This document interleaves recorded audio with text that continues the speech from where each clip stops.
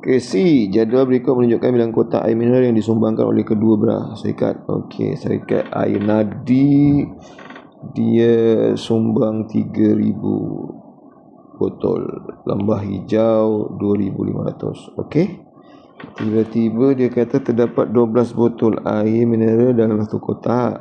Hitung jumlah botol mineral yang diterima oleh pihak nganjur tu. Okey.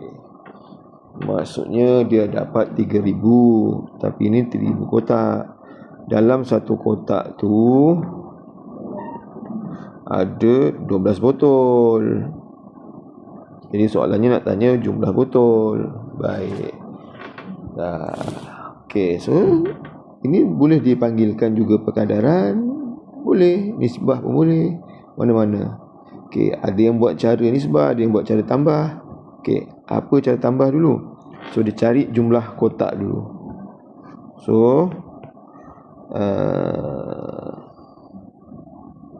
3,000 tambah 2,500. Okey, dapat 5,500.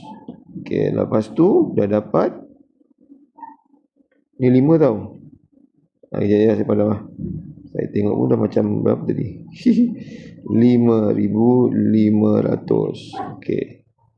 So tu 5,500 kotak. Dalam satu kotak ada 12. Maksudnya ayat matematiknya ialah 12 darab yang kita buat ni.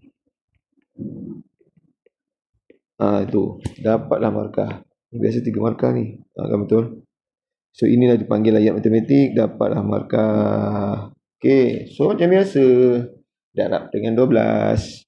Okey. So 5,500 darabkan dengan 12. Okey, 2 dulu. 2 sifar. Sifar 2 sifar. Sifar 2, 5, 10, 1 atas. 2, 5, 10 tambah 1, 11.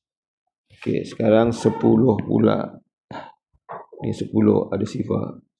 10 ataupun maknanya dah 10 lah tu. Maknanya 1 darab sifar. Sifar 1 darab sifar. Sifar 1 darab 5. 5 1 darab 5. 5. Okey, dah. Ditambahkanlah. Jawapannya ialah 6. 6 sifar. So sebanyak 66,000 botol air. Okey, boleh? Boleh? Alright. Itu saja.